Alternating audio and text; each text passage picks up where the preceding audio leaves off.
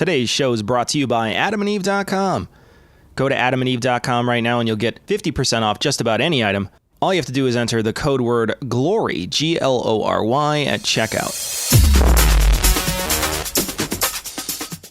Be advised that this show is not for children, the faint of heart, or the easily offended. The explicit tag is there for a reason.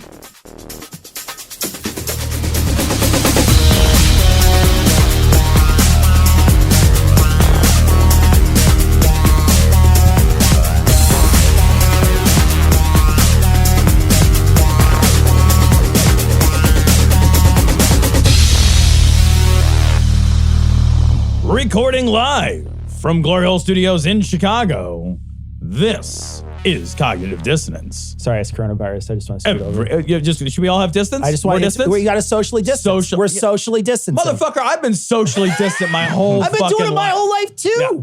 Socially awkward? Is that the same thing? I think it is. Probably the same thing. Touch myself in public. This is Cognitive Dissonance. Every episode we blast anyone who gets in our way. We bring critical thinking, skepticism, and irreverence to any topic that makes the news, makes it big, or makes us mad.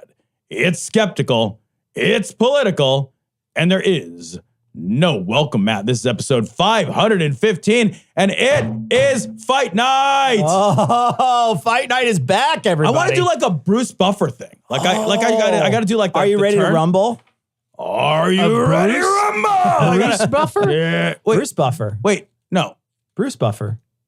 Now I'm confused. What? Bruce Buffer. What? Isn't that what I said? I don't know. Did you say that? It's Michael Buffer. Michael Buffer, man. Michael Buffer is the old boxing one. Yeah. Bruce Buffer is the guy from UFC. Guy from the UFC. Oh, but that's his son? There's a UFC guy? Brother or Wait, what the fuck? Where have you been? I don't watch people fight. Then why are you commenting about fight announcing? Hold on. What's happening right now? I'm just jumping in. You two need to fight about this. And I will be the Bruce Buffer. Oh, you gotta announce it. Yeah. You gotta announce it. Ladies and gentlemen. My amazing Bruce Buffer joke Yeah. was so... then you would totally be doubting lost whether it was Bruce Buffer. People might be wondering, too, who's in the studio. I thought maybe they won't. It's Knowledge Fight, the Knowledge Fight podcast. Guys, thanks for joining us. Thanks for having us. We have been stockpiling Alex Jones stories for the last 6 months in hopes that we would have you back in studio to chat about it. We had such a great time last time. They're starting to ferment and be not so fresh. At this point, the bucket hath overflown. Well, this is a really terrible time to have us on. There's not really much going on these days with Alex.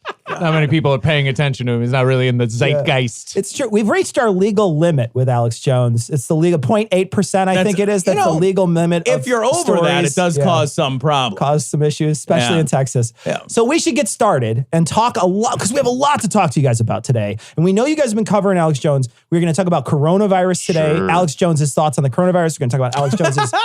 Think about that sentence. Hold on, Just pause and remember that you said that I want to sentence. say it again. Alex Jones's thoughts on coronavirus. Thoughts. How do you say that without laughing? You can't. You can't even do that. Raspberries carry it. Why did that berry have all those little pockets? It's for a reason. Those little bulbs, you pop them. Full of coronavirus. We also want to talk about a little bit of Sandy Hook stuff that happened. And we also want to specifically talk about Alex Jones's, the person who left his organization and wrote a big op-ed about him. And finally, we want to talk about, what was the other one? Him at the gun rally. We want to talk about him at the gun rally. Sure. Cool. Because he showed up in like a Batmobile or something. He did. He's taken to traveling in a tank lately. Let's start there. Okay, let's start there. tank. If you can travel by tank, Yeah. you should travel by tank. And in fact, it's your moral responsibility to travel by tank. Look, here's the thing. The Second Amendment allows tanks, and we should all agree. I don't know if that's true. There are those who make that argument. Okay. That is, Counterpoint, they didn't take his tank away. That's true. So, okay, so here's the thing that he drives. The thing that he drives around in yeah. looks like a Humvee that like a fourth grader decorated. Yeah. Like if a fourth grader knew how to weld. I think you and was nailed like, it. Okay, what if I put That is what some happened. more? It looks like a racist Ecto-1. All I see is something Indiana Jones should rip him out of and toss him on the side and then hang from for a while. Fist fight him as he gets caught in a propeller. Yeah, absolutely. Absolutely. Yeah. My favorite part of this so-called tank is the winch on the front of it because it suggests he's going to get stuck somewhere. He is going to get stuck somewhere. He likes if to go he gets mudding. arrested again. He will be stuck there. That motherfucker has never taken this thing off the road one time. You look at it, it's beautiful and pristine. There's not a scratch on it. It's a show winch. At what point, what goes wrong in your life that you're like, you know what I want? I want a decorative winch. That's like when fucking Ted Cruz or whatever wore a Carhartt jacket or Rick Perry wore a Carhartt jacket. You're like, you've never done a work. What are you fucking kidding me? Your hands are smoother than a baby's butt. Absolutely. Rick Perry, former enemy of Alex Jones, who Alex now likes because he's in Trump's administration. Wait, it is not hard. enemy? Yeah, he used to hate Rick Perry because he was, down in Texas, and Alex hates all authority figures. Oh, that's right. Yeah. That's right. He bullhorned Rick Perry's home, calling him a globalist because he went to was it Bilderberg? I think it's actually in one of his. Build-A-Bear, where they make the little. That's right. Yeah, absolutely. Make her Alex Jones. Yeah. How much would you pay to see Alex Jones at Build-A-Bear? Rick Perry built a teddy bear. So, have you ever seen Velveteen Rabbit? That's what's happening now. That's what's happening now. Wake up. All of the teddy bears are killing us. Get rid of them. They will come to life. You don't want them to have a picnic on your watch. The thing I love most about this tank is that it's so similar to real tanks in how it has the slot where the guy can sit and take pictures on it. The Rob Dew popping his head out the back. They put in a marketing slot later on. Sure. It's one of those things that they have to include now for the Army of One stuff that they do for the Army. It's important for them. So. Most tactical vehicles definitely have a press person. It's a This is my selfie stick. There are many like it, but this one is mine. Let me just say, it's a shit job in a jet. It's a fucking terrible job. It's the worst. Yeah. Drop the camera again. Whoopsie. So I want to set the background for this. He's at a giant rally where a bunch of people stood around outside of, I think it's Virginia's State House, because they were trying to say, maybe we should do something about guns, and they flipped their shit. And it was Virginia, so I think they were like, maybe the guns shouldn't have smaller guns that live inside of them. Like the Chinese nesting doll of... maybe the guns shouldn't shoot out little tiny tinier people guns that also have guns that shoot out tiny people that also have guns. I recognize that it's a Russian nesting doll, but we've made the joke so many times. Yeah. Now it has to be a Chicom nesting doll. That's the rule. God. My brain has been fried by Alex. Yeah, it's I believe this was a situation where the Virginia state legislature had flipped to Democrat. Yeah. And everybody, all the gun weirdos got really defensive about all the talk of possible gun bills getting passed and like background check expansion and things like that. And then How horrible would that be if we like knew who had the gun? Like if we were like, okay, we don't want crazy people and criminals to have guns. We're like, hard pass on that rule. And then Alex Jones shows up and you're like, you know what, I kind of agree, actually. No, he showed up and now you've changed my mind. In order to stop these terrible laws, we will demonstrate why they are necessary by gathering together in a violent manner and terrifying the people. And being a little crazy about it.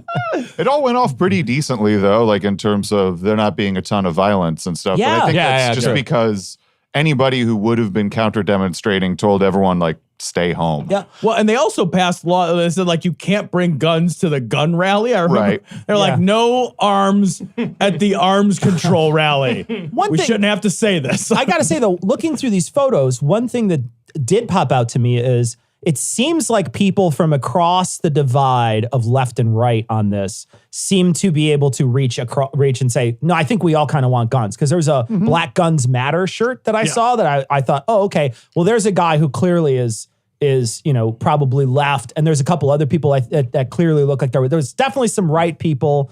Trump is awesome or whatever was a couple of shirts and whatever. QAnon gun weirdos. QAnon. Yeah. but Alex You shows can't make up. mass arrests if you don't have mass arms. That's not possible, God. Duh. I think to an extent there is like a bipartisan argument for gun ownership. Sure. Like I don't think that that's unique to the right. I think showing up in a tank is unique to Alex Jones? Yeah. not just the right. Do you know if he drives this thing around? Is it like a Red Bull mobile that like it's like his, talks it like like he stands outside and gives his mixtape out to people? Whatever is that? He does show up other places. He went to like a Hillary rally and bullhorn people in it, and okay. he went to the Trump rally in Texas in it. So he tries to. It's a publicity stunt. Yeah, the tank is busy. The tank is busy. It's not worth it, but it's busy. It's That's unclear whether he owns it too. Like I'm not sure. like a rent-a-tank situation? He's indicated that it might not own it, but then at other times he said he did buy it. If he did buy it, it's an extreme expenditure for him, like because just months ago, before the coronavirus panic started, like he was talking about how he was going out of business within the year, and like it was he was in rough financial times. No, I'm he gonna be leases it out Monday, Wednesday, Friday. It's a bookmobile, yeah, basically. but it's all the anarchist cookbook. It's just one book. It is a baller prom mobile. You're getting laid if it's a southern state. Guaranteed. Guaranteed. Well, yeah. I mean, they're not allowed to say it's no in the it's South, your so. sister, but she's still getting laid. So Why'd you say but? no, that's fair. That's fair. I like that the first thing you noticed was the winch on it. I had no idea. Why is it there? What is... Really? That's a man who's towed stuff before. Yeah. That's a man who's towed stuff before. Who tows to the winch? All right. I don't know. I've never used a winch before in my goddamn life. You're not. It's just you're towing from the free. I can only tow in reverse. That's Okay, I'm gonna stay here and pull you to me. Pull you to me. It's gonna be like anal. Just back up into me. I just want to talk about this story from the New York Times. Notorious Sandy Hook tormentor is arrested in Florida. This guy looks like he's arrested in Florida.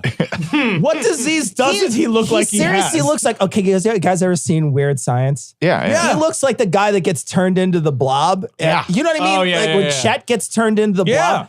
It's like I was going to say halfway in between the blob transformation, but I think it's full blob transformation. I think at this point you reached peak blob. Not to shit on him, but that's Gerard Depardieu. I'll tell you that right now. That's what that is. That's what that is. Oh boy. So this guy Wolfgang. basically followed around. So they did an expose on This American Life. A bunch of people have heard it. And they basically interviewed this fellow who was just harassed by the people who didn't think Sandy Hook was a thing. And really, they followed him around. And this was one of the main father? perpetrator. Yeah, the father. Leonard Posner. Yeah, Leonard Posner is the main focus of this story too. Because the person who... this person was charged with unlawful possession of personal identification. It wasn't her personal identification. It was Leonard Posner's personal identification. He was sending it out to people too. He was emailing out his like social security number to people. And like, it's this dude's. Oh wait, you can't do that. Mess. Yeah. No, Apparently not. Can you write it on a bathroom stall? I just want to know what the rules are. The rules are changing all the You time. can only do it if your social security number is 8675309. Then you can put it wherever you want. What about if I'm guaranteed a good time from that social security? In that case, there is a loophole. Okay. No, a glory hole, actually, not a loophole. Yeah, exactly. All right. Hey, all right. Yeah, this dude's a menace. This guy is real terrible, and he was a good friend of Alex's for a bit. They said he was an Alex Jones contributor. These pieces of language always become really difficult to suss out because, like, obviously he never worked at Infowars, but he was one of the main contributors of information about Sandy Hook, and he was on the show a bit in like 2013, 2014. Maybe into 2015 even. And so, yeah, I mean, you could definitely call him a contributor. I would say that's fair. But Alex gets around these things by like never really employing these people. And so like He's like SB Nation in that way. If I don't pay them and I just take their information from them, they didn't work for me. So then a lot of articles will come out, and I'm not sure about this one in the Times here that you have up, but a lot of them will make the like Infowars contributor and employee or something like that. And then he can be like, you never worked here, that kind of thing. He can get defensive about it, but it's bullshit. He was absolutely like a source, a main source for him. A main source of made up information. You bet. Why do you need a source for that? That's the part. It's like, That's a fiction writer. You could just have one person on your staff if they're just making everything up. You could go to the local game store and hire a GM. Somebody who runs Dungeons and Dragons on the weekend. They can make shit up too. But for real, like, oh, here's what I dug up. Here's what you made up. It didn't come from anywhere. It's some shit you literally made up out of whole cloth because that's how lies work. You didn't find a truth somewhere. You got to have people to dispense the responsibility to. That. It's like a fence. It's like having a fence for stolen laundering goods. money. Yeah, basically. Absolutely. Yeah. He launders right-wing narratives. So he'll take it from the craziest possible world and turn it into Alex Jones crazy. And then you'll have what's an intermediary? But you'll have a Breitbart take it from an Alex Jones crazy and turn it into a Breitbart crazy. Maybe not a Breitbart, like a zero hedge. Yeah, a zero hedge, that kind of thing. And it just works its way up until it's so laundered. Until it reaches Fox News. Until Tucker Carlson is saying that the Chinese are causing coronavirus fears. Like, it's the whole thing. In order to attack Trump. Exactly. Yeah. So the narratives start at the cesspool of the bottom right and work their way up till Hannity is getting people to burn down houses. Like, it's that's where it lives. And is that and then it starts over again, right? Because then Hannity feeds that narrative back to all these other fucking yahoos. Yep. And he legitimizes it, just like you do with, like you said, laundering. Yeah, He legitimizes it. Yeah, and Alex does that on the more elementary level with with this guy, Wolfgang. He's saying all this crazy nonsense about Sandy Hook shooting. And Alex will have him on and interview him as one of the best school safety experts in the country. So he'll present him as this credible expert. He went to school his whole life and stayed safe. Safety expert. No, that's all you need. Yeah. He'll boost the credibility of it, and because of the slickness and more popularity of Alex's show, it'll end up packaging it way better than you could on a dumb blog or something like that, which is where this sort of thing that Wolfgang was putting out belonged, maybe Reddit or something back at that point. Yeah. At one point, they talk in this article about all the public information requests that this guy put in, asking about really crazy shit, like how much gore was there, how much brain matter was there, how much blood was on the scene. He's asking about... The Supreme Court kicked him out in 2000, actually. Did they really? Yeah. How much Makes gore sense. was there? God damn it. God damn it. You guys. God damn it. No, they were right. They were right. This is their fault. This is their fault. That was good. Disagree. You take my side. I'll allow it. Just like Gore, that joke was a winner that still somehow lost. Hell yeah. Hell yeah. Tom, thank you. Tom, we're the ones who are going to decide whether that joke is good or not without their input. Oh, so we're the Supreme Court? Without their input. We're the Supreme Court. Oh, no. I lost them both. 2 thumbs down. Sorry. He betrayed me. He just publicly defended me. He still voted me. I'm flipping it. Oh, God damn it. But this guy asked for a bunch of information. Yeah. He not only hounded the people who were, in charge of all this information, but he also hounded this poor man and put his information up all over the place. When we heard that story on This American Life, this isn't uncommon. There was more people than just one person hounding this poor man across the country. Yeah. He's tuning psychos up. Yeah. It's hard to know exactly, unless you're Mr. Posner, exactly the extent of that. But yeah, there have definitely been other cases that people have gotten arrested. There was a lady who I believe it was she sent a death threat to Mr. Posner. Oh my God! And I was like, "You're gonna get it. Watch your back." That kind of thing. Yeah. And in part of her conditions of release, it was you can't listen to Infowars. That was one of the things that the judge put a restriction on. They put a little bracelet on her ear. I honestly don't know how you could follow that. But yeah, so I mean, there's Parole obviously officers test your blood every week in order to make sure that you're not positive for Infowars. Yeah. I've always been amazed. Sorry, you have too much colloidal silver in there. I know you've been listening to him. Holy shit, that would actually be a good test. Maybe not colloidal silver because other people sell that, but if you found a product that was unique to Alex. I don't know what he sells, but full of toxic Chinese supplements. Only got a few things that he talks about. I have always been amazed that none of those families that their kids were just murdered and now they're harassed. I'm always amazed that they're not I'm gonna fucking kill somebody. You fucking these are I people imagine they already do feel that. and they don't. But to their credit, the aggrieved are never the ones who act out, and they are They are the ones who are aggrieved. None of those guys are getting arrested. Like, I have to feel that, like, there's a part of me that's like, oh, somebody shot my kid, and then somebody else had the nerve to like harass me about it. Like, I'm gonna go fuck that person up, right? So you're thinking of instituting a mulligan rule for aggrieved. If you're a victim, you get one. You get one. That's the rule. I'm not going to ask questions. You get one. You get one tag that's given you. You got to put it on their ear after they're dead. You just clip it right on. Like, that's it. I got I tagged my Wolfgang. Like, it's not a funny answer, but like I think that's because those people just had a loved one killed, and they probably are in a process of grieving, and they're dealing with it in a healthy way, and then it doesn't lead to like murderous rage. Well, but I'm glad. But I guess that's the thing. Or at least they have an outlet to talk to somebody about those feelings. Death Wish is not a movie about healthy grieving. That is not what Death Wish is about. All right. Death Wish 3, on the other hand. Absolutely healthy grieving. Wait a minute. John Wick. If your John Wick 2. Yeah. John Wick again. Yeah. How many people in Death Wish 1? Like 10, maybe? Maybe. If your body counts over 300, that's healthy grieving, and that's Death Wish 3. I'm saying, like, to their credit that they haven't done. Like, to their credit, none of them have behaved badly. They have all of the victims of that horrible tragedy have all behaved by and large, not at the very least illegally when harassed. Yeah.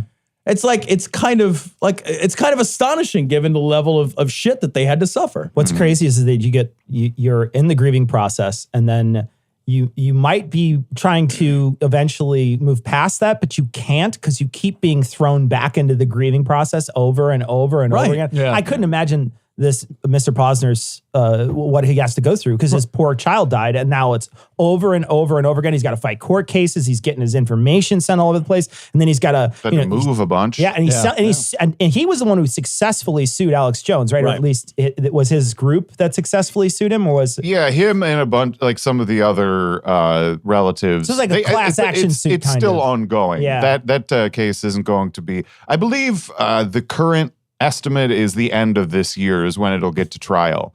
But Alex is just engaged in so many stalling tactics that it might end up getting postponed even into next year. Holy shit. But like, I mean, no, my theory on the tank is that he's trying to Brewster's Millions before the court cases he's come gonna down. Buy that stamp. He's going to buy that fancy stamp. Everything out of it, like get all of his money away, and then be like, "Hey, you can have everything I got, which is zero." No. Yeah, and my kids are gone. Then Leonard Posner gets a tank. And he needs to drive it into this guy's house. He gets to rent a tank. Okay. To be fair though, like this is kind of a free speech issue, and at the end of the day, if you exclude all the victims, this is a victimless crime. I can't argue with that. Isn't that the free speech argument? It's like, well, I mean, if you don't include all the people who are victimized, this is a victimless crime. Hey, if you discount the casualties, World War I was good for climate change. Like, let's be honest. If you get rid of all the, it's good stuff. A little awkward, not gonna lie. Yeah, in this too, like with Wolfgang Halbig getting arrested, and also the other guy who Alex got a lot of his information from, Jim Fetzer, who wrote the book "No One Died at Sandy Hook" and also likes to deny the Holocaust. Nice. That dude also was successfully sued by the Sandy Hook relatives. That case actually did go to trial. And so those sort of indications make it look really bad for Alex moving forward. I have no idea how these cases work, so I wouldn't want to put a prediction on it, but like I see the signs as not being promising. Oh. Well, okay, but he has, to be fair, lost every single time he's gone to court, right? Like every time he's gone to court and like made a motion for something, I don't think it's been successful yet. Like, well, there have been hundreds of times that he has, but you've never heard about them. Yeah, around the Sandy Hook issue. According to Alex. Yeah. He says he's won all of these other court cases you've never heard of, but you've never heard of them, and there's no public record of things which are very much public record. Right, but for his purposes, in the same way that if you try and sue like Exxon for killing everybody, it's always they're going to send motion after motion that they know is not going to go through, but it's going to take another 4 weeks before they have to do anything. Mm-hmm. And hopefully, I guess the idea is you're going to run out of money. Right. I have enough money to put 8 million motions in there for 10 years. I can buy a tank. Don't. Exactly. Yeah. So maybe you'll give up. or maybe we'll be able to settle for an apology. Like that is the level like of the Chobani guy. Yeah, where exactly. They just made him say he was sorry and that Right. Chobani is the best product on earth or whatever. I'm still pissed about that. That Yeah. is, he should have sued him into the fucking ground. That's a guy who had the money to do it. Absolutely. Who had the money to run him through. and he had the money funniest- not to care, too, Yeah, which is a bummer. The funniest thing is like a week before he settled that lawsuit, Alex got on his show and he was like, I will win this case or I will die. will die before I lose this case. And then the next thing he's like, I'm really sorry. For I'm really sorry, guys. Dear Hey. Mr. Chobani. Turns out I don't want to die. I don't I was just kidding. Hamdi Ulukaya is a good man. Sorry about that, guys. He's like eating Chobani while he's doing the apology. He's like, delicious, by the way. Full of probiotics. You'd love it. Whatever happened to Cosby? Is this good? Am I doing this right? Is this good? I will never read Breitbart again. He's got to write it on the blackboard a bunch of times. That's essentially what they made him do. Yeah. He writes something on the blackboard a bunch of times. He didn't. Absolutely. Yeah, it's like a slap on the hand. Yeah. But, Right. you know, I remember watching that and thinking, wow, this could be a change in his tone because now he's finally realized that if he does go after people, he might have to really pay for it. And it wasn't at all. It wasn't even a blip. He didn't care. No, 'cause I think his audience is so insulated from reality that like when he comes out and he does this apology on his own show for the clear wrong that he did to the guy who runs Chobani, like his audience will be like, this is clever. This. Oh, he's tricking 4D him. chess. yeah. Everything is 4D chess. Chess. Oh, all you When got to you do lose, you win. He's not actually sorry. He just doesn't want to deal with all this bullshit. That kind of Jesus thing. Christ. Yeah, it's a. I fucking love that deflection shit because these guys are now so I don't. good at it. I really don't. I really hate it. I hate it so much. when I say when I say I love it, I mean I'm amazed by it. Yeah, like I'm yeah, yeah. astonished. Like I'm kind of in Awe. awe of the way somebody can just be like, you know, it's not real. Reality. Yeah. That thing I said, didn't say it. It's on tape. There's me watching it. I can play it for you. I didn't play it. Never happened. Didn't say it. Something else happened. This isn't happening. No, you're not here. You didn't hear this. And people are just like, well, that all makes a lot of sense when you say it. Like, well, you know, maybe you can't trust the media. Like, what the fuck is going on? Yeah. It's staggering. Let's shift gears because the coronavirus is on everybody's mind, I'm sure. The what? And so we should talk a little bit about how Alex is handling the coronavirus and what his thought process We need is to on turn this. to our leaders We in need this to- time of crisis. You know, well, so far the Republicans have really sort of been unfazed by a lot of things. Sure, you saw involving- Matt Gaetz wearing that gas Oh, it's mask like a hilarious. champ. Yeah. Hold on, let's quickly call him from house quarantine and see how he's doing. We'll Skype into him. That's really one quick. of those things. That's the same thing with Alex's apology. It's like you expect him to now be humble, but he's not going to be. No. You wear a Because gas mask and it then you have never to happened. quarantine yourself. It's like, hey, dick, don't do stuff like that. Now he's gonna keep doing stuff like that. Absolutely. Because it Yeah. never happened somehow. Yeah. Yeah. Well, and people won't remember. Right. What is Alex Jones saying? First off, what is his theories? Because clearly he's got some theories that are different from it's just a virus. It's just a virus. So what are some of the things that I gotta tell you, I don't know. Okay. Like it changes a lot. His sort of take on it has changed as more information has come in. So, you know, at the beginning. So he's gotten more accurate as he's been reading more in-depth information. I like the shaking of heads here. No. Then why would that change his mind? Like that's kind of an interesting evolution. It's like I made something up. Here's some new information. I'll make up something different in response to Change that. that. Right. Yeah. Day to day. Right. Day to day. It's amazing. When you ask me what are some of Alex's theories, my only response is, what do you think is going on? As a normal, rational human being who is paying attention to the news, who is taking a measured response, thinking about the risks versus what's going on, you're thinking something. Alex is thinking literally everything else. Everything else. Yeah. It's all on the table. It's all there. The Chinese are killing us. No, actually, Trump is covering up that he's killing the Chinese. Like, it's insane. Yeah, he's hit a lot of bases so far. But the things that have stuck are he believes that it's man-made. Okay. It's a man-made bioweapon. He goes even though that has been shown, they shown that that's not the case. Right. He uses a couple of really misused and bad pieces of information from the media. From a guy who looks like a lump on a weird science movie. More or less. Fired do you think you are if you build a bioweapon that's super easy to catch, but then only kills the elderly? Second question, are you a globalist? Because that's a promotion, my friend. Well, see, it's simple because if that's the problem, then you just change the conspiracy into it being like, well, Social Security costs a lot of money, so the globalists want to kill off all the old people. You know what? When you guys got to the studio, changes. I forgot to ask you if you're hungry because I'm going to eat a fucking gun listening to that. I mean, it's legit. Like, try me. Say anything, and whatever response you get. Like, it's ridiculous. Did he mention the bat thing?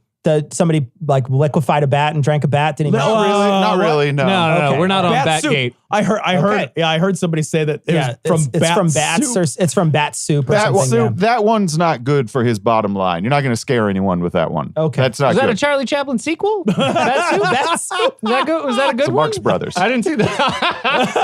Sorry. My apologies. He's more into making you afraid of things, and bat soup is like, no big deal. Right. That's more just xenophobic at its core. I see. Yeah, I mean, it's not like you're going to run into bat soup on the block. No. But you may run into an Asian person that you can punch. So we got to make sure we stoke those fires. Initially, also, it was a race-specific bioweapon that was like it was going to take out Asian people. Yeah, that one lasted a long time. And it went away, and then now it's sort of come back. It's very unclear. Like, I honestly, I knew that you were going to ask probably about his position on it, and like, I can't give you a summation of it. I have no idea. There's too much. It's just it's information overload. It changes a lot, and the only consistency is really that he believes it's man-made.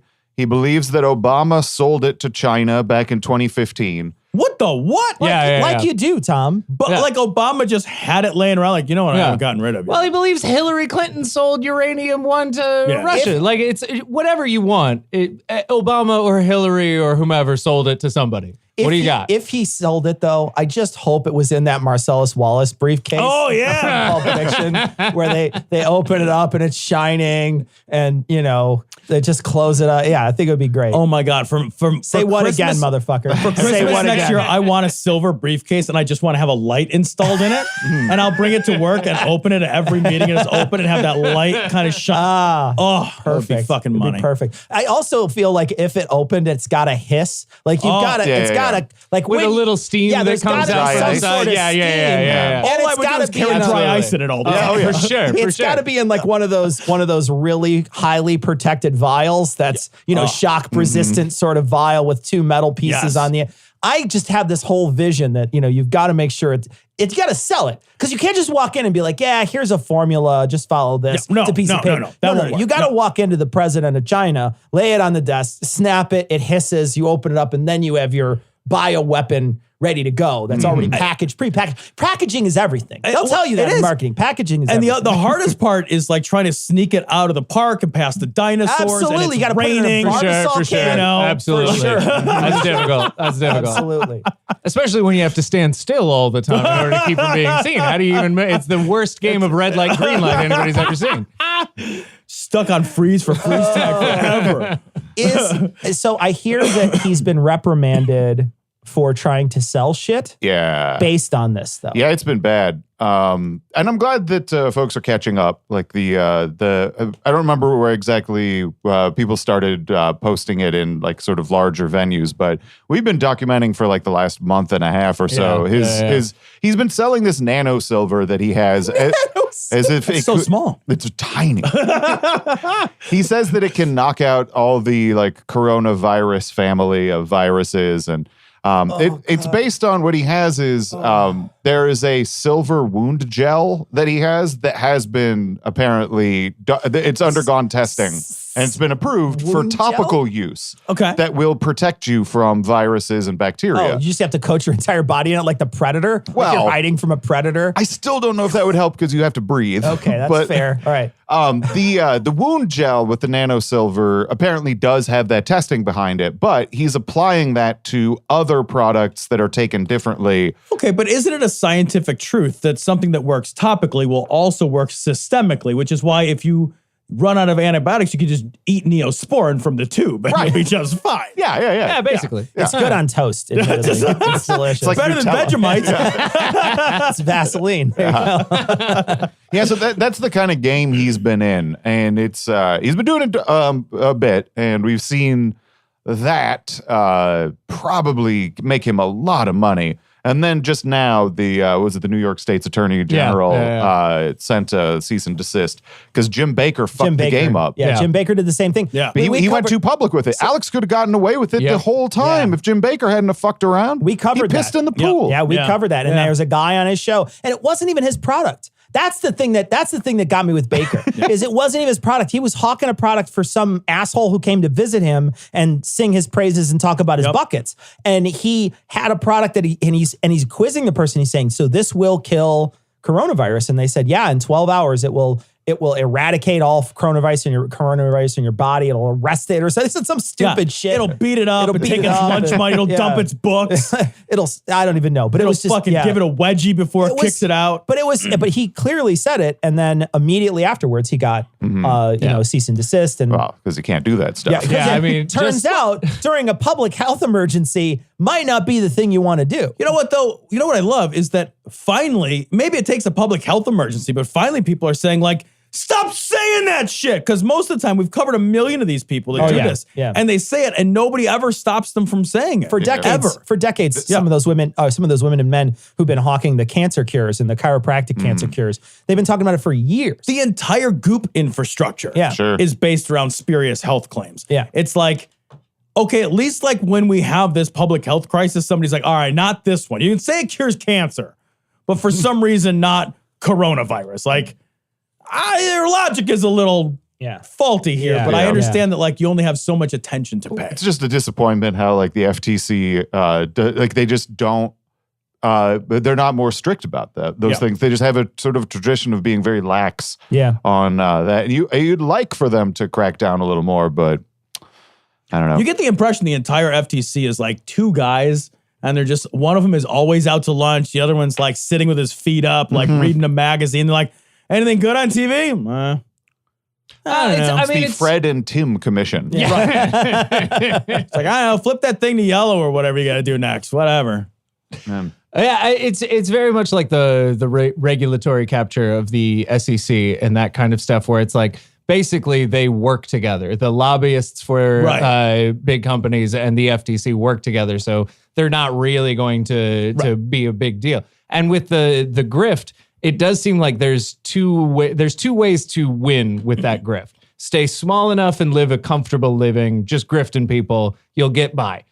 Then you've got be the biggest company that you can, and you'll grift forever, like Wells Fargo or whatever. Right, your kids can grift. Yeah, exactly. Yeah. But if you're in that middle ground, if you're in that whack-a-mole ground, they're gonna get you. Right. Like that's the shit that's going on there.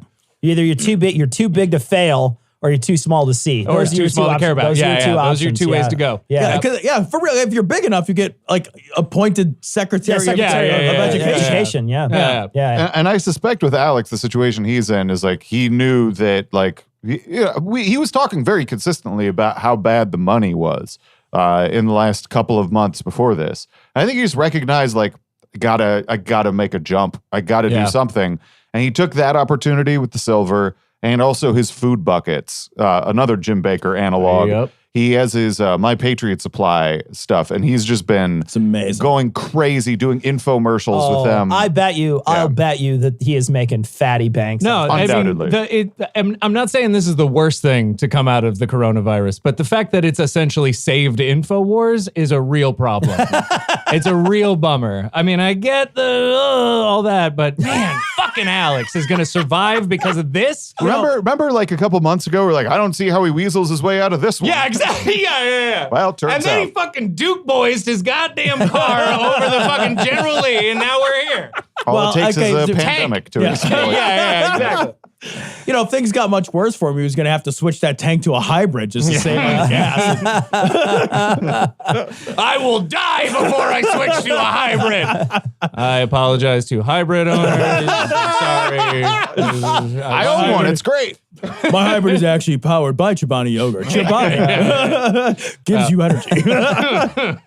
Let's talk about Alex's DUI, which just happened the other day. It was a DWI, driving while intoxicated. I think he came in under the legal limit. Yeah. It said He had two tests. One was a .076, I think, and one 0.78. Yeah, but he failed the sobriety test. Yeah, he was wobbly a little bit. But he was intoxicated in some way. He had some booze in him. Yeah. Oh, yeah. And, Drank some sake. And that's what he blamed it on. He said he had a And little the hot tub. He had a tiny little bit of sake earlier, and that's what caused it. But he's already trying to spin this as the government coming at him, right? He's been vindicated. Yeah.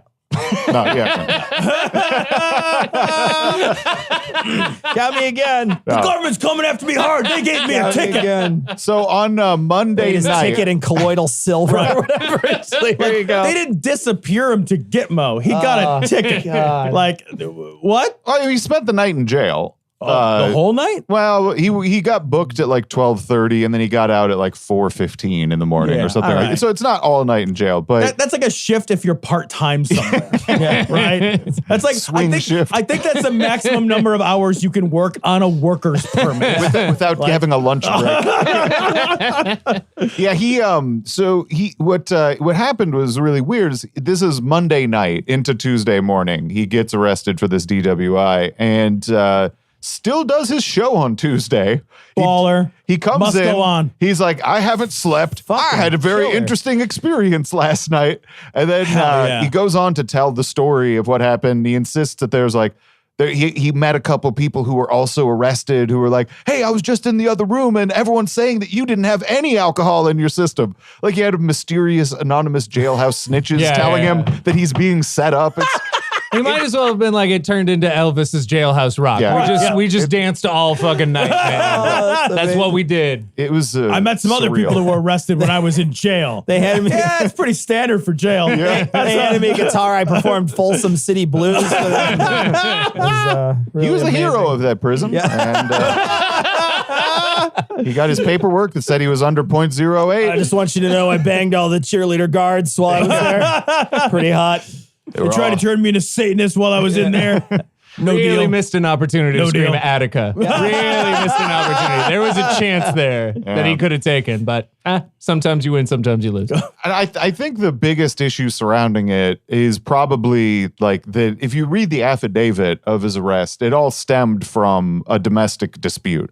Like there was a fight with him and his wife that ended up precipitating the event. Like his wife called the police. That's why they showed up and ended up pulling him over to begin with because they were looking for his car. Right. Because she said he'd been drinking probably and had left. So like I don't know. It's one of these situations where it's like I'm really interested because it affected his show. Like he came in kind of fucked up from a night in prison on Tuesday and then tried to lie about what happened to him. But it also weaves really into his personal life and it makes me a little bit uncomfortable. You know, it's hard. We try not to talk about people's personal lives, period. Like that's the goal. We're talking about the grift. The grift is where we focus. I see. Okay. And it's not to say I don't want to, talk about it all or anything, but like it introduces like this really difficult line that I don't really know how to walk. Interesting. So you just feel like it's off limits? Like it's just No, it's gauche not. to go It's down not that off road? limits if it's affecting the show, but it's just like it's just like talking about children or stuff Yeah, like that's fair. that. I was like, just curious. No, it's that kind of thing. Or even if you most people don't want to be dicks. You know, like I just feel like I just don't want to be a dick to people who are struggling, and Alex is fucking struggling. Like his life is falling apart. And it's hard not to feel a twinge of empathy. Really? For the people around him in particular. Yeah, exactly. Okay. Less him. Yeah, fuck him. Although, like, everybody deserves dignity in some sense if That's they're, if they're ill or something. I don't want to. Maybe Alex is right on that line, but in terms of like what he's mentally ill. Well, And I who mean, if knows? you That's haven't- the part that's really difficult. When it gets into the personal life, there's so much about him that's performance. There's so much about him that is like a complete bullshit. He's a liar by trade. Yeah. And so when there's stuff that intersects with his personal life and affects other people who are not public figures. Like his wife isn't a public figure. His children aren't public figures. Oh, yeah. So like it becomes a bit Well, I mean, situation- Rex fucked around on air with what's his dumb face? Gavin McGinnis. Gavin McGinnis, yeah. It That was a weird It day. becomes very difficult for me to figure out where the line is of like, what is the point of digging into some things? I don't know. Sure.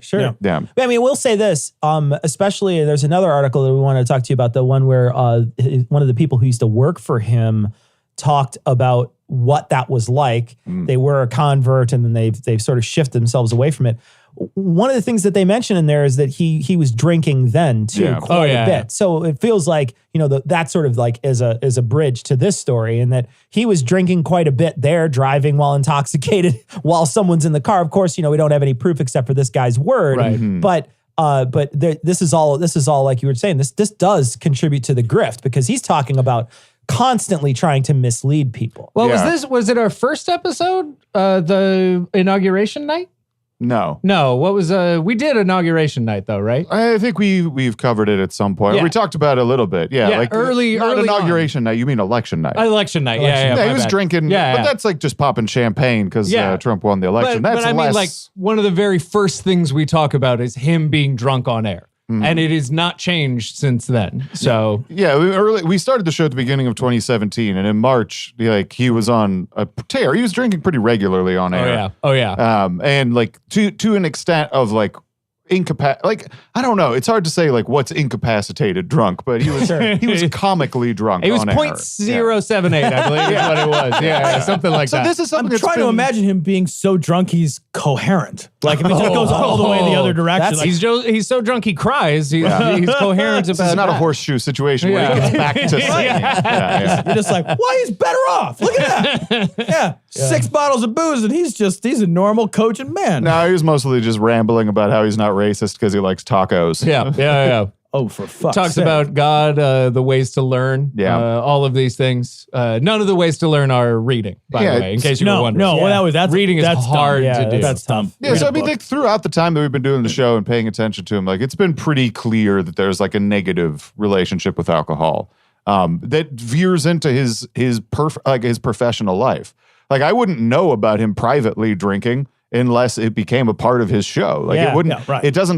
Like I wouldn't know about any of those things for this DUI to not surprise me at all. Yeah. If it weren't for the times that Well, he's. and just recently, like when we talk Oh, about Jesus. the conference that he went the to CPAC. bullshit when he went to CPAC to do a satellite event with lot of 40-ish people, Right, yeah. and Big Nick crowd, 3 Fuentes, dozen. the white supremacist, and he's absolutely shit-faced. Yeah. He's supposed to headline speak at this event, and he opens it up, starts completely drunk, only gets He doesn't more start drunk. completely Not drunk. completely drunk, He's but buzzed, he's maybe. buzzed. Fine. Apologies for my inspecific language. And then throughout the show, he starts heckling all of these people who are talking as he's getting more and more progressively drunk to the point where he does not talk at the end. He keeps like he can't do it. He keeps coming up on stage and interrupting the speakers, Yeah. and like General Flynn's I'm gonna let you finish. I'm gonna let you finish. And no he, shit. Close to. he comes up on stage during and Except like, he tries won't to, let you finish. he tries to co-host with General Flynn's Yeah, yeah, son. yeah. And starts crying about how Flynn's son, or General Flynn, was trying to get the military in charge of the government. He's basically talking about a military coup in America and crying about it. And how great it would be. And then it gets worse. Yeah. And then it gets worse. And then Yeah. it gets worse. He gets And then drunker. the Alex Jones story. Yeah. And then it gets worse. See, and that's where like you guys are better people than me, because I hear that and I'm like, your personal life and your public life are one and the same when you make it that. Like you're, like Yeah. Right, You're probably if I go right. out and I get hammered and I have a domestic and then like I bring that event onto the show. Yeah. Like the line is like, well, where's the line? Like I mean, the you problem decided is to blur it. like where we're at, or at least where I'm at right now, is like nobody on this fucking planet hates Alex Jones as much as me and Dan. And we have been saying for so long, somebody needs to get this man help. Like Yeah. we're the only people who have consistently been screaming at everybody else in his life. You need to help this man. He's spiraling out of control. Is he and like then this Kanye, happens, you and think? it's like, fuck off. in the sense that like Kanye's made some good albums. That's I guess what I mean by that is like, there's a sense around Kanye that I have that like, because he is this bigger than life figure and moneyed up the wazoo, like he goes crazy and like people kind of, they don't help him. They still latch on. So many people are relying on that machine, right? Yeah. That Kanye machine. If the goose needs to be drunk to lay golden eggs, fucking lick her up. Sauce it up. Yeah. I suspect on a much smaller scale that could be. I wonder if it's similar. Because like there's a lot of people whose livelihoods revolve around that guy. If he There's gets like well 100 and starts... employees, something like that. Yeah. How many? Like 100 maybe? That's maybe not a a little small less. business. Holy shit. Yeah, he has quite a few. Like he had a lot of board operators, a lot of You should keep him entertained. yeah. Had to. Of course, also that figure is based on Alex's word, so it might Could be less. 8. Yeah. It could be 8. I have 100 people on my payroll. Both of them are. I mean, God damn it! Yeah. I misspoke. You misspoke. And to be clear, like when I say like his personal life is off limits to me, that's not like absolute. And I don't think that I don't want to give the message that people shouldn't pay attention to the fact that like there was a domestic dispute here. And got that kind physical. of thing. Yeah, That was physical. That's super fucked up. That's super Yeah. important. But we Yeah. also don't know a lot of the actual details Sure, about that. sure. And for the show that Jordan and I do, I find that it would be very. I would feel I was being irresponsible if I made too many assumptions. And that's fair. But like on a personal level, I have a very different opinion. Sure. But I want to ask you Which guys. is fuck that guy. Yeah. I want to ask you guys about something you just said though, because you're talking about how you've always been thinking about this guy needs some help, and I've always sort of thought to myself, it's got to be a mixture of the two. He's clearly profiting off of this lifestyle and these lies that he's telling, and I also think there's got to be some grain of him believing this crazy shit and being a little crazy. When you read this story, that we were talking about, this is the I Works for Alex Jones and I Regretted It. This is from a New York Times opinion piece. And this was a guy who wrote this story. It was just basically his time with Alex Jones. He was a student who tried out to be a reporter on Infowars, and they said, no, but you can come be a video editor. And he was his video editor and video producer. It's like what for a happens while. when you try out for SNL. You can be a writer if you don't do well. Yeah, exactly. Right. Yeah. But basically, he was following Alex Jones around for a long time, and he wrote this big, long piece about how it is mostly a grift. It's just it's just him lying. He's going out trying to get people to see him as the underdog. He's going out trying to get kicked out of the voting booth. He's going out trying to do these things so he looks like he's being oppressed. So he looks like he's being detained, basically. Yeah. And Like most white male Republicans. exactly. Agreed. But when he does that, how hard is it to balance what you guys said about him getting help and that idea of? I mean, where do you guys sit on that? I know we talked about this before, but I would like to revisit it because where do you guys sit on that? Because it's got to be a balance of the two, or how does this? But like all of that, all of the grifting and like those sorts of like creating the optics, so like you say, getting kicked out of the voting booth, all that sort of stuff is stuff that is a byproduct of something that is unhealthy. So like I see what you mean. Yeah. I can contain within my brain at the same time that he is willingly and consciously doing all of these incredibly fucked up things, lying about things that are very dangerous, and he needs to stop doing those things. And that if he were engaged in some sort of a healthy process, let's say, whether it's therapy or something, it could help him not to do those things. I see. And I'm not holding out much hope that that's going to be the case. Yeah, right. I don't think that would ever be, because there's too many incentives for him not to act and behave in healthy ways. He's created too many negative reward systems in his life. Yeah. The way that he can profit off of negative attention, like the DUI is a perfect example of this. Like his audience isn't going to care. No. Sure. He's gotten on air and said that he was the victim in all this. He wasn't actually even drunk. It was just the people jamming him up. And he gets tons of free press out of it. He was trending all over Twitter, tens of thousands of tweets about him. Yeah. He got his name out in a way that he couldn't do organically himself. He has that and so many other negative reward systems that, like, I don't know, it's never going to happen, but for the sake of like the well-being of the people who are affected by his behaviors, like I can't get away from the human aspect of it, even if I fucking hate all of the things that he does. Yeah. My argument is fairly simple. It's if you believe that shit, that's insane. Yeah. And if you are acting like you believe that shit, that's still insane. Why are you doing that? Oh, you're making money? You're killing people. You're an insane person that needs to be stopped. Yeah. What are you talking about? Yeah. Why does it matter? No matter what he's doing, it's crazy. Yeah. So tell us about your show lately. Is that anything interesting in Alex Jones's life that's come up that you guys have been covering? Anything? Is it just sort of his slow decline into despair that you've been in the heart of darkness? It's been a lot of selling food buckets with Yeah? coronavirus. Yeah, fear. yeah. Have you tried one yet? I have not. I wouldn't give him money. I don't see any reason. Yeah. I really don't. It's gonna taste like a food bucket. Yeah, yeah. Like You know there's what a food bucket Yeah, there's tastes like. there's a level where you're just like, I know what that's gonna taste like. It's gonna taste like somebody scraped paint. There's That's what it's there's gonna a taste like. window. Bucket? No, Yeah. doesn't matter. You still know what a Yeah, food you bucket do. tastes like. You know what it tastes Imagine like. food. Yeah. Put it in It's a a bucket. bucket. Yeah. You know what went wrong. Eat a food out of a bucket. Happy? Yeah. No, Yeah. didn't think so. Yeah, Do you like food outside of buckets? It's like that, but not as good. He's been doing a lot of that.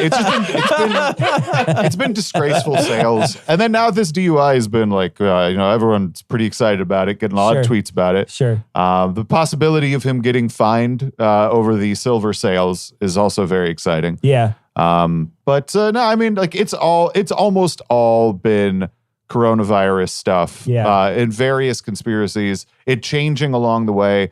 And then there's a new thing that he's been getting into a lot lately, which is like trying to outlaw the Democratic Party. He's been the The Democrats are doing a Alongside fine that, job. yes, yeah. The Democrats are fucking it all up on their own. Right. Just Sure, fine. sure. So the rising authoritarianism in his his coverage has been a little bit more overt. Like the outlawing the Democratic Party stuff, the idea that like, okay, the Republican Party can just split into two because you still got to have a two-party system. Like, all right, Yeah. I don't know what you're gonna do with all the minute. Democrats. Yeah. No, we're Pick your Yeah. Republican. No, it'd be the Tea That's just the primary. it'd be we're the going Tea full Party. Nazi. We're Tea going full Party. Nazi. That's what we're doing. Tea Party, tea bagger. I think Right. those are your two. Yeah, You that's gotta it. go with. That's all you need. Yeah. That's like saying like, oh yeah, North Korea has free and fair elections. Right? It's like saying America has free and fair elections. Crazy. I got 102% of the votes. Free and fair election. Always win with 97% of the vote. That's the rule. Every dictator knows you win 97%. 3% have got to vote against you, Yeah. man. That's There's just the gotta rule. be- Then you get rid of them. The Yeah. next year you have another 3%. Line them up, shoot them with artillery cannon, you know? Yep. That's how you call the weak. So, gentlemen, if people were going to find your show, where would they look? Probably the best place, knowledgefight.com. It's our website. Knowledgefight.com. So your website then. Yeah. I would argue for the internet. That would be a good place to find our show.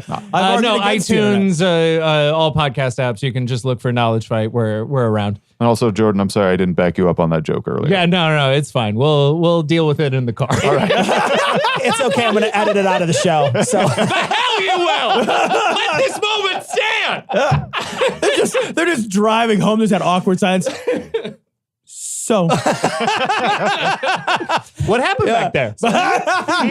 you want to talk about this? it just, no, it's the, what's wrong? Nothing. You embarrassed me in front of another podcast. Guys, we hope to have you on again so you can embarrass yourselves again. That would be amazing. No, seriously, thank you guys, guys so are much for great. coming. You guys No, are a thanks lot for of having fun. us. Of course. Thank you very much for having us. And go check out Knowledge Fight. And it's a great show. And these guys are baller. Thanks for joining us. Thank Thanks, you. guys. Hey everybody, are you enjoying your self-imposed quarantine? Well, just because you're hidden away from the world doesn't mean you can't get freaky. And if you're anything like me, you'll be searching desperately to find something to distract you from contemplating your near future and to stop thinking about how many bags of rice you have and why all the antibacterial soap is gone and how much toilet paper is too much toilet paper and maybe I should have bought all those Baker buckets and you'll exclaim, fuck it, I'll take off my pants and stick things in places. And that's where Adam and Eve has you covered. We all know that free stuff is awesome, but free stuff to spice up your bedroom is even better. Select almost any one item for 50% off, and then Adam and Eve loads on the free stuff. Enter offer code GLORY at checkout and get 10 tantalizing free gifts. A sexy item for him, a special gift for her, and a third item you'll both enjoy. And 6 free spicy movies. Plus free shipping. That's GLORY, GLORY. Offer code GLORY at checkout at adamandeve.com. Gary? No. Gary, stop. No. Nobody likes your singing. Stop. No. Ow. Ow. Use code GLORY. Offer code. Yeah, you can use the code GLORY. Sex. Fun. Yeah, if... Oh, God. I'm sorry about this, but just use the code. Okay, he's done, apparently. Use code GLORY at checkout, and thanks.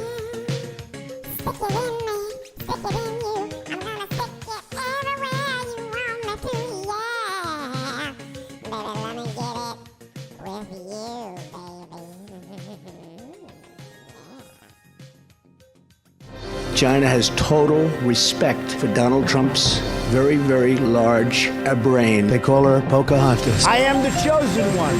You are fake news. Okay? I am the least racist person. Oh, look at my African American over here. Look at him. To come here, grab him by the pussy. Stop it.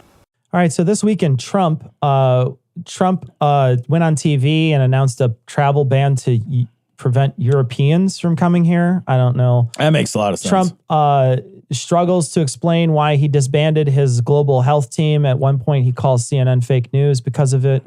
And also, the Republicans continue to deny coronavirus is a threat as public health officials warn of catastrophe. And today, we don't even have a story for it. A bill came to them from the House that would help economically people in this country from losing their jobs, or at least be able to cover things while they had to stay off.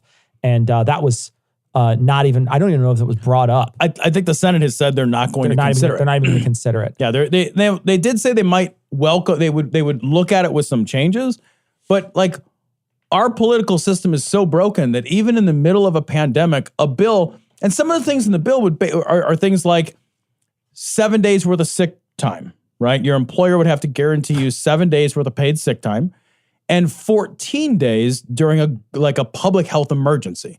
So my company, I get 6 sick days. That's how many sick days I get. So it would extend one, and I have no extra sick days. Yeah. So the way it works and I'm lucky because I have a really good job, and like I work for a big company. So I get 6 sick days, after which if I take any time off, that's on me. Yeah. Unless I happen to have a disability insurance that kind of kicks in, which some people do have, I have. So, but a lot of people don't even have that. Yeah. They have no coverage. There's so many employers that can't afford to offer sick time. They can't afford to do it. Yeah. Small employers, that's a huge financial burden on like some mom and pop shop to pay somebody when they're not producing something. So a law like this, backed by some money for the government, would ensure that people don't go to work sick, because the result of this isn't that people take time off and don't get paid. That's bad, and some people will do that. But the real tragedy is that people can't afford to take that time off. They can't afford the luxury of doing what is socially right. Yeah. So they're in a predicament where they're going to get sick and they're going to go to work. Yeah. Because they can't miss that paycheck. Yeah. And that's most people. Most of America can't miss a paycheck. And genuinely, a lot of those people work in places where you have to interact with them. Oh, yeah. These are not, there's going to be a lot of factory workers and whatnot that have to do this, but there's also going to be a whole bunch of people in the United States that serve you food, that move your cart around at the grocery store, that are putting the groceries away, that are, these are people who are going to be sick. And there's a lot of other professions out there too. I'm not just picking out them. I'm just saying a couple, service industry. But there's going to be service industry people. The person who's going to drive you in your Uber, they're going to be sick. There's possibility they're going to be sick because they cannot miss. They can't do anything about it. They can't miss. And there's no social safety net in this country. And I want to say too, I want to talk about the graph. We talked about it a little bit on the live stream, but I want to say look, this is not the reason why I think a lot of people are freaking out, and a lot of people are thinking that what the quarantine is to save them from getting the virus. It is not to save you from getting the virus. People are going to get the virus. What they're trying to do is soften the blow to our hospital system in the United States. You cannot be at max capacity and trying to take care of a bunch of people who get this all at the same time. So they're trying to draw out the number of people that get it over a longer period of time rather than a short peak. Right. That's all it is. So I don't want people to freak out and think, oh my God, if I get it, it's a death sentence. It's not Ebola. It's not, any of these other crazy things that we've seen in the past. It's not a death sentence, but it can fuck you up. And that's why people are trying to make sure the government's not at all. But there's terrible job. There's plenty of under systems, whether they're local government, state government, companies that are trying to do a lot of social distancing right now to try to soften the impact because they understand way better than the government that this could be really bad for a lot of people. I will say this, like there are a lot of and I can't believe I'm saying this. I can't even believe these words are coming out of my personal mouth. There are a lot of corporate citizens that are doing the right thing right now. Yeah. And I understand that comes from an ultimately selfish place, right? Because, a collapsing economy is bad for everybody. So it's like, we'll do our part to keep, our employees healthy so that they can continue to be a part of this larger economy that feeds our machine, right? So, but like, and it's wonderful to see all the corporate citizens acting in ways that are encouraging people to stay home, that are giving people additional financial benefits and spending money on equipment to send people to work from home. There's a lot of companies doing that. And all of that is kind of amazing. What is unsettling is that it is an uncoordinated effort. It is a totally voluntary, uncoordinated effort. Which means that there will be places where it's done well, and there will be many places where it's done very poorly. That's exactly it. And there's also no backing, right? There's no backing from the government. There's no dollars behind it from the government. The government's not helping at all. There's no social safety net to help make sure that this happens. The Republicans, they have been nothing but laughing about this. And I don't know, I'm sure people see this in their feed all the time. They're laughing about this. They think, oh, it's the media hype. It's media hype. Look, I'll be the first to tell you, turn off the television. The television is just going to tell you about this the whole time. That's all it's going to talk about. That's going to be the top story. And it's going to be the top story. If you're on a 24-hour news cycle, it's going to be there all the time. So I get it. I understand that aspect of it.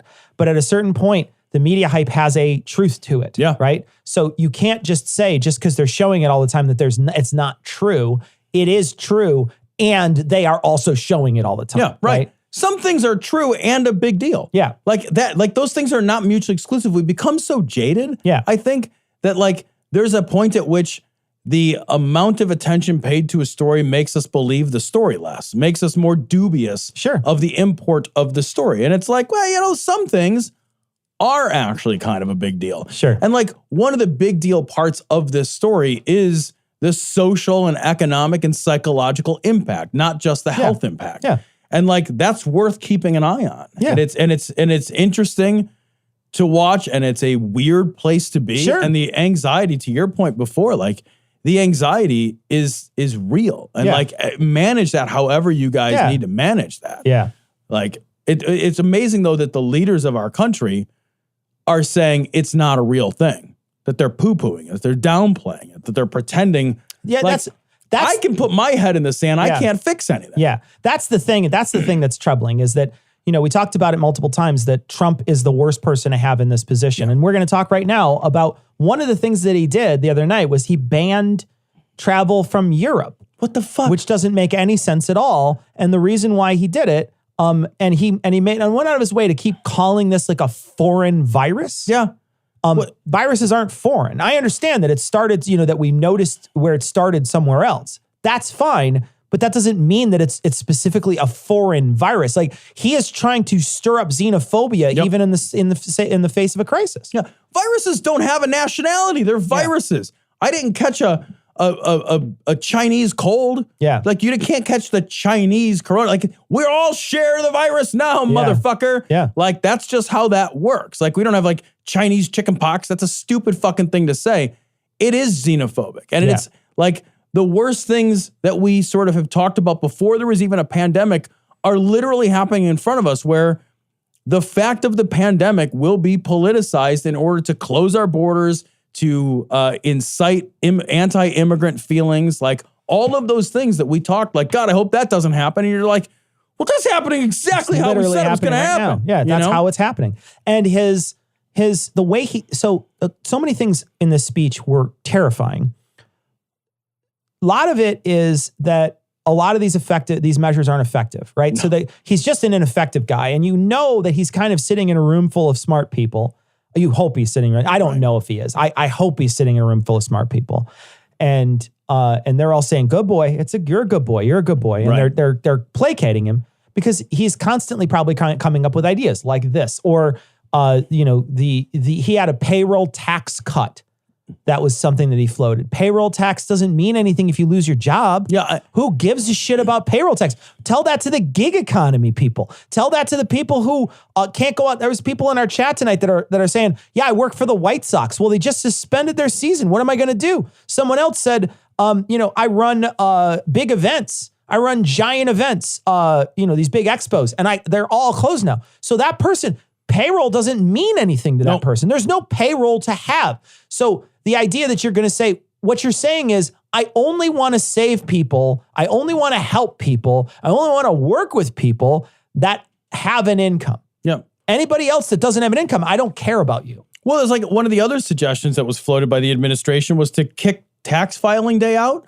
So instead of it being April 15th, it would be at some point later than that, which would keep all the people who file late and have to pay into the kitty. It would keep them from having to pay into the kitty until later, so that money would keep churning. Except for that most people of lower to medium income don't have to pay into the kitty at April 15th. They get a refund back. Yeah. So it does them no good. So it does regular, like the average Joe gets fucking nothing out of that. Well, yeah, they don't get anything out of it. They'll get their money, right? But it doesn't matter because they didn't get any bonuses. There's no bonus for me if I get $2,000 or $3,000 or $10,000 back from the government at the end of the year. And it's like they're trying to trickle down. Yeah. This. So you can't trickle this down. It's unbelievable. Yeah. The fucking level of just like, how can we make this? How can we give something to the wealthy even during this time? Yeah. How can we make sure that we don't take care of the regular guy? And one of the things that Trump was talking about was the stock market. He's trying to get people to stop selling. Yeah. And he was saying, this is just a moment, basically calm the fuck down, everybody. He's concerned about the stock market. Why is that? Well, it's because he's heavily invested in the stock market. If the stock market's doing well, Trump's doing well. Yeah. Because that's where Trump's money is. Trump's money is either in places that are directly in the stock market or at least related in some way to the stock market. That's where rich people get richer. That's how it works. And so the very fact that he's worried about it shows you that he's only self-interested. He doesn't care about you. He doesn't care about your family. He doesn't care about your grandpa possibly getting this. He doesn't give a fuck. Yep. Well, because that's the only thing he's worried about. And like, to be like, the crazy thing is that even though this is clearly the thing that he is only worried about, his fucking plan, he makes his announcement last night on TV, and the first thing the Dow does is it drops 1,300 points so far that they have to pull the fucking emergency switch. They have to say, oh, sorry, guys. You're not allowed to stock market anymore. Yeah, no, we got to, guys, look, you were jumping on the bed too much. You got to go into timeout for a few minutes. Like, what? So we can't even fix the one thing he cares about. When you put the whole stock market on timeout, that's something else, so isn't it? You know what? If you can't play nice stock market, I'm not going to turn this thing around. I'm just telling you, the NASDAQ is my favorite son. So Trump also at one point during one of these meetings, why don't you read this, Tom? This is a reply. Now, hold on a second. I want to mention something else that happened. So while he's sitting at the table with his arms crossed and his fucking cheeks all puffed out and he's being a douchebag, Acosta from CNN asks him a question, and it's a question about, how he's basically didn't pay attention to this or something like that and before and whatever. And he says, that's CNN, fake news. Next question. And then they called the press to leave. I mean, he literally said that's fake news. And it was a perfectly valid question that he should have answered and he didn't. Just a question. And that's a scary place to be, is where the president won't answer questions now. And they start taking stuff off of government sites. And, he's saying things that aren't true. Like he's saying how many tests. He's like, oh, the tests are going beautifully. The tests are going, and they're not testing people. And, we're in a position right now where disinformation is much more dangerous than it was. It's literally going to kill us. It's literally going to kill people. It's literally like people are going to die because of this. Yeah. Because of disinformation. Yeah. For a little while, there was something where there was kind of this idea, and I didn't believe it, but I think there was an idea that was sort of like, there's no harm in all of this. Like, he's going to label everything as fake news, and he's going to like reinvent reality with new words, and he's going to, reinvent, what it means to be transparent and what it means to like break the freedom of the press. And like, there was this idea, but they were like kind of, some of the arguments I think that people felt and talked about were like kind of esoteric. They were arguments about freedom of the press and like kind of big ideas arguments, right? Right. But now we're in a place where it's like, this is what happens. Yep. Like what happens now is that in a moment of national crisis, we have somebody who isn't even transparent with the people about the fact that there is a crisis. It's Thursday. As early as Tuesday, he was denying whether that this was a big deal. Yeah. Tuesday. Yeah. Then on Wednesday, on the next day, he goes on TV and tries to reassure the nation with his fucking xenophobia, let's not go to Europe or come back from Europe speech, which literally makes no sense because it's fucking already here. Yeah. So like, but you can go through the UK. Yeah, you can go through the UK. You can go to Asia. Yeah. But like beyond that, like you could put a travel ban on everything and it wouldn't matter because there's community cases here. It's literally already here. Right. So there's nothing. Like you could close off all your borders just like pandemic game. You Right. could close off all your borders. It's here already. Right. It doesn't matter. It's here already. Once you've infected Greenland, you're okay when they shut down the shipping. Yep. It doesn't matter. You're fucked. You just had to get a few of them in You're there. fucked. It's like locking your door with the fucking rapist in your house. Yeah. Like, well, I don't want another rapist to get in. I get double raped. But Jesus. What do I got? Bill Cosby and Harvey Weinstein in here? What is happening? Not for another 23 years. But yeah, you're absolutely right. Like there's a reason why, you have to have, there's a reason why right now, Italy is doing the drastic measures it's doing. Yeah. There's a reason why China went through drastic measures to do this because they took it seriously. Yep. China went through an absolute disaster and came out the other side through draconian measures. I don't know if that's going to work here. I don't know if that's how that works. I don't know. Right. Italy didn't pay attention, and they're in a position now that's in a really rough spot. But South Korea is more like us, and they're doing a lot of testing, doing a lot of home quarantine. They're trying to make sure that people who are sick are staying away from other people, and they're controlling it. Yeah. It's not completely under control like it is in China, but in China, they're separating families. Yeah. I mean, if your kid is sick and that kid goes to quarantine, you ain't keeping the kid at home. Right. Hey, you ain't taking care. No, that kid's in quarantine. And the same thing is with the parents, wives and husbands separated. They'll fucking separate the fuck out of you. Right. And you will take it and you will like it. So don't get me wrong. I don't think that's going to happen. No. Here. It's not going to happen. Nobody's going to want to do that here. Right. Over there, they're going to say, no, they have more control. They have more control. They just have more control. Yeah. So, and I'm not saying this is a good or a bad thing, Right. like that, it's certainly better for the virus. I said that they were up to 2,000 extra cases a day during the peak of stuff. And then they're getting 22 extra cases a day, which is crazy. It's a lot less. It's a lot less. And they're looking to start letting people out now. Yeah. So their quarantine was relatively short in the long run of the big scheme of things. And so it could be that they have run past this portion, and so there's some hope coming out of there. There's also, I saw today that there's already a vaccine and testing and animal testing. So, there's plenty of money that's going to testing to make sure that there's a vaccine for this. And so that's another bright spot that's happening. But again, these are all just nothing like that happening from our government. Our government is not treating us like this. Our government is instead either pretending it's not happening, like Matt Gaetz sitting in the fucking the room with the fucking stupid fucking mask on. And then, there's people all over the place that are saying it's not a big deal. And you will see it's be careful, social distance. That's going to be my session, my comment to the audience. If you can, social distance, but you watch and see what happens if we don't take drastic measures. Italy did the same thing. People were out partying, hanging out until late, keeping the clubs open, keeping all these places open where people are gathering. And it was not a good place to be. It's not a good place to be right now. So I want to get back to this story. We got off on a tangent with Trump here. But this is Trump struggles to explain why he disbanded his global health team. So Tom, why don't you read this? Unbelievable. He says, quote, "I just think this is something, Peter, that you can never really think is going to happen. You know who I've heard all about this could be? This could be a big deal from before it happened. Something like this could happen. Oh my God, shut the fuck up. Who would have thought? Like, how long ago is it? 6, 7, 8 weeks ago? Who would have thought we would even be having the subject? Oh my God. You never really know when something like this is going to strike and what it's going to be. And like, I know what he's saying. And it's like, yes, that's what you articulated poorly is literally the reason to have a pandemic response team. Yeah. Because you don't know Yep. if you know ahead of time when it's going to happen, it won't happen. Yeah.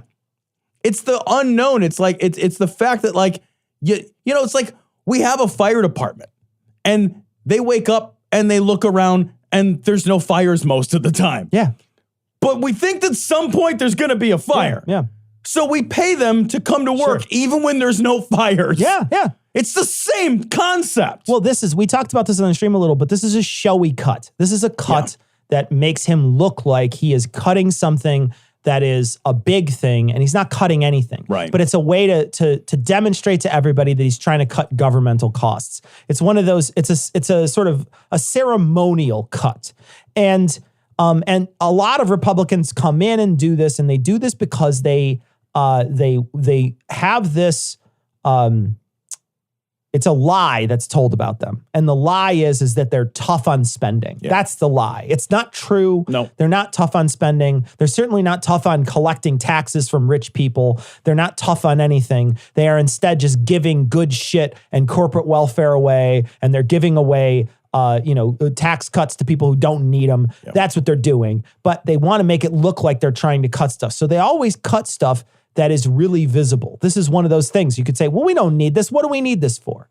It's just like throwing out your toolbox. Right. You threw out your toolbox and now you're like, well, I got to change my air filter. What am I going to do? I got to go buy new tools now? Well, you're the asshole who threw it away.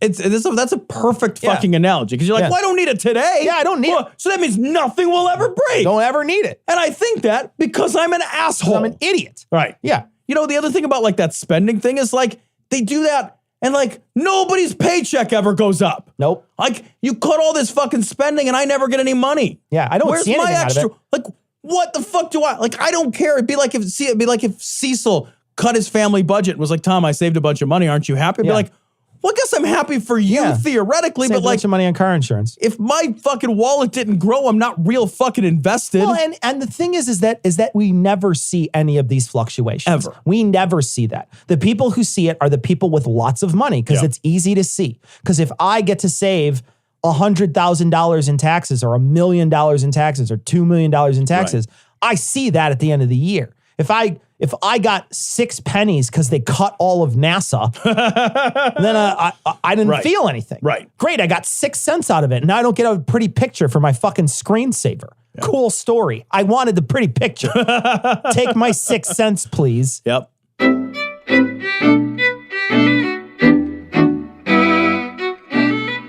So we want to thank our patrons. Of course, we want to thank all our patrons. We want to thank our newest patrons, Grindhouse Video, Hayward, Namaya, I don't know if I'm pronouncing that correctly. It needs to buy a vowel. Lisa, Jonathan, Dave, Nicolette, Idiocratic Dictatorship, Charismatic Megafauna, B, Christian, Thomas, Sandcat, Kyle, Ramon, and Barry. We're going to give away 3 mugs this week if we can get to the, if it doesn't pandemic. Can I address that real quick? Yeah. I ordered shipping supplies for mugs and I ship those mugs from my work. Yeah. So I will ship you your mugs. I promise. Nobody will, but you know, like if the pandemic creates havoc, you might have to wait a little bit for your free mug. But we are going to give free mugs to Hayward, Nicolette, and Sandcat. I'm pretty sure we have your addresses already. We're going to ask Ian for them. If we don't, we will email you. I guess we're going to try it a different way this week, so you don't have to send us a message. We're going to actually send those emails or those mugs out to you. But thank you so much for becoming new patrons. We want to say to everybody, look, this is a difficult time for a lot of people, but it's also a difficult time for us. Tom and I, while we do have jobs, we also have jobs that might go away if there is a difficult economy. And so if you are in somebody who has you're somebody who's in a comfortable position and you know you'll be in a comfortable position and you can afford to become a patron, we really would appreciate it. Tom and I's situation is both a little tenuous right now. And if we have to rely on the podcast, we have to rely on the podcast. And so we would ask you, if you are someone who's comfortable, if someone you know that you're going to be comfortable and you can afford to become a patron, we would really like you to become a patron. And also too, if you have some extra money, you comfortable people out there, right now, Modest Needs, we had Keith on last week. A bunch of people sent us messages and said, hey, That was an amazing interview. Some dusty places all over the place because of Keith's story. Yeah. Keith's a great guy, and he has a lot of great stories about the work that he does. But we mentioned it last week on the show, talking about the people that were in trouble and in dire need because of the tornadoes. This week, they sent out a message and said Modest Needs is going to be helping hourly workers who lose livelihoods and have been threatened by the coronavirus. That all gifts right now are matched. So if you go to modestneeds.com, all gifts are matched up to $25,000 so they can help people pay. That's awesome. For things, probably rent based on the coronavirus. So if you have some extra funds, right now it's all matched. We want to thank again Keith for coming on. We want to thank everybody. We want to thank also the Puzzle and the Thunderstorm guys. They didn't get a chance to visit with him this time on our show. We've met with Keith personally with them in the past, but they weren't on our show this time. But that whole thing happens because they do it, because they were the impetus to do it. So we talked to absolutely. We talked to Keith about it, but they were the ones who started that whole thing. And we are eternally grateful for the Puzzle and the Thunderstorm guys for inviting us on to help out with that. And we are absolutely stoked every time they ask us to come back. The Chicago Handshake, Tom, we asked about it last week. Chicago Handshake is 1 shot of Malort, 1 pint of Old Style. Now, I don't know. Is it like an Irish collar bomb where you drop it inside? You mix them? I don't know. I mean, is it like a Boilermaker where it's just 2 very specific things? Or it's like shitting in your own diarrhea. What the fuck? What? Oh, that is good stuff. We want to post an article. This was sent in to us by a medical professional. And it says, it's a Vox article. It says how canceled events and self-quarantine save lives in one chart. And it is the flattening of the curve chart that we talked about. This is how to not how to not exceed healthcare system capacity. And so it helps, to socially distance. And we'll post it on this week's show. The fact is that Sandra sent this in to us, but I've seen a lot of this stuff all over the place. The virus, she says, the virus is itself, it's not that the virus is so incredibly deadly, it's that our vulnerable people need available hospital beds. And that's the real thing. So I want to thank you, Sandra, for sending it in. And we will post that article on this week's show notes. So just, if you can be socially distanced, you should. Yep. And you listen to podcasts, so you're an introvert. You do that anyway. You're good at it. Just look, here's the thing. Now's your time. It's like when you've been practicing karate all your life and you see somebody grab a purse. It's like you look and you think, this is my moment. This is it. So you people out there that have your Nintendo Switch all charged up and your Netflix queue all built up for this, you're ready. Yeah. You've been training for this for a long time. This is your snow day. This is it. This is it. We got a message from Jack, and Jack, we talked last week about some of that. I called it crowd-funded science, but it's not. It's crowd-sourced science, and it's really a great, interesting thing. There's a thing that he talks about here called Fold It, and that's where that's the thing that I was talking about. That protein thing I was talking about was called Fold It. That's awesome. And it's like a little game that they send out, and I guess it's more and more common. It's getting more and more common. They're calling it citizen science. That's really interesting. And it's becoming more and more common. And I guess that they're incorporating other people to try to help figure these things out. And it's really, really fascinating and cool. Thanks, Jack, for sending in the message.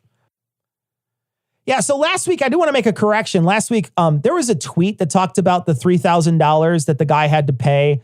I don't think that that's ever been sourced. Someone sent us a message that said that might not have been sourced. It might have just been somebody just talking. Okay. I didn't see any stories based on it either. And I did a search for it to try to find it. I couldn't find anything that said that.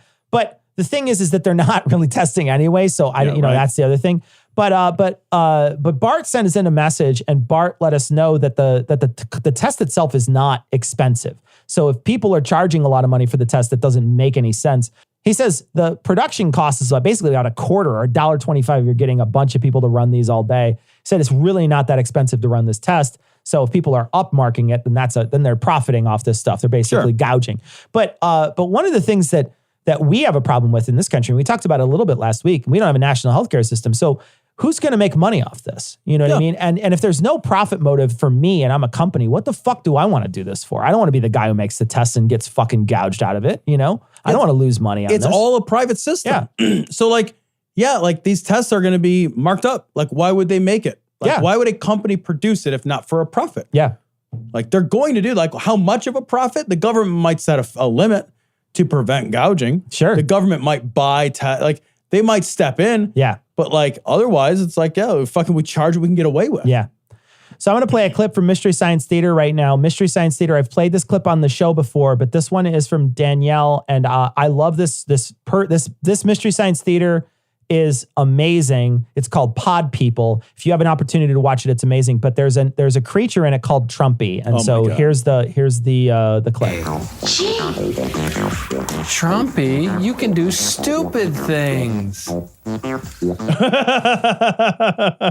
love it so much. That is, I have that clip. That's and great. I was playing it for Trump, but then Ian made that awesome intro for This Week in Trump, and so we just used that one. So good. Yeah.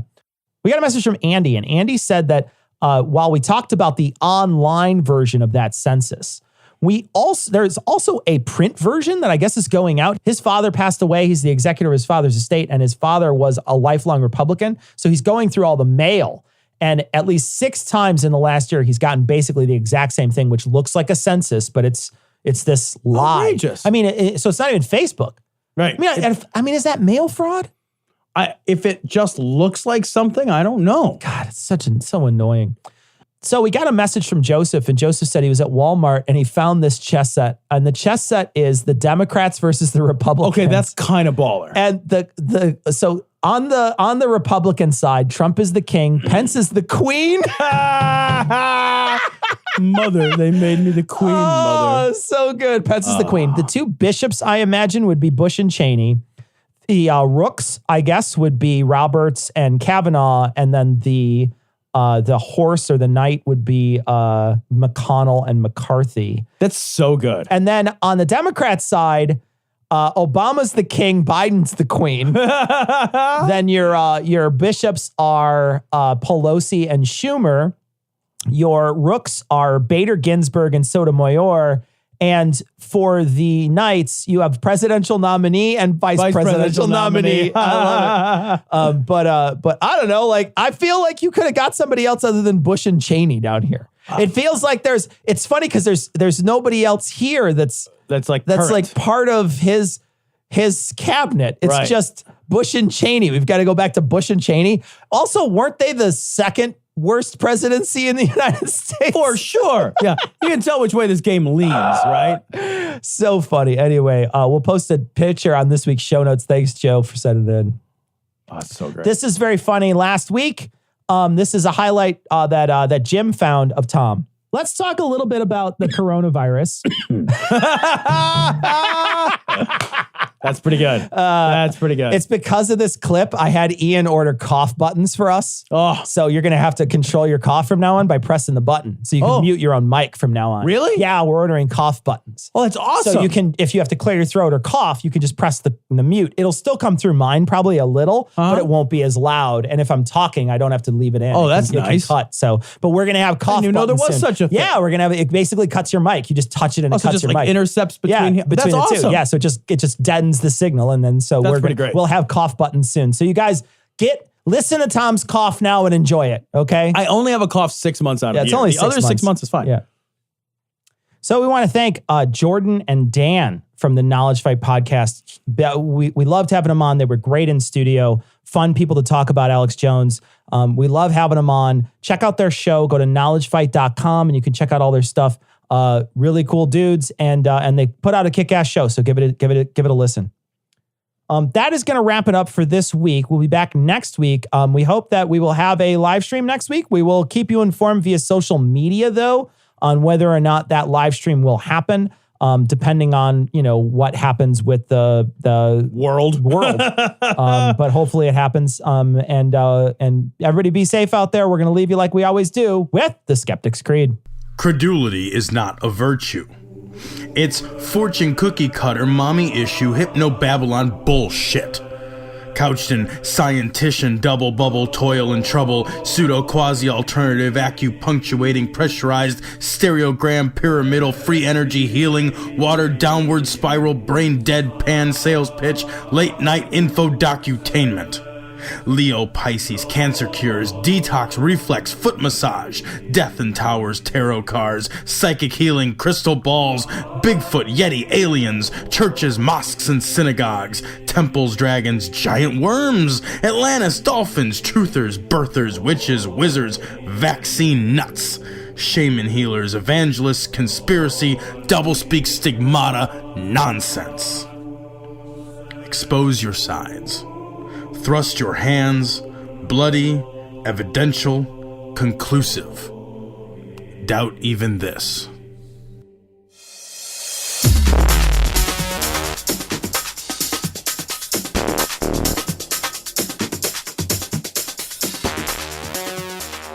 The opinions and information provided on this podcast are intended for entertainment purposes only. All opinions are solely that of Glory Hole Studios, LLC. Cognitive Dissonance makes no representations as to accuracy, completeness, currentness, suitability, or validity of any information, and will not be liable for any errors, damages, or butthurt arising from consumption. All information is provided on an as-is basis. No refunds. Produced in association with the local Dairy Council and viewers like you.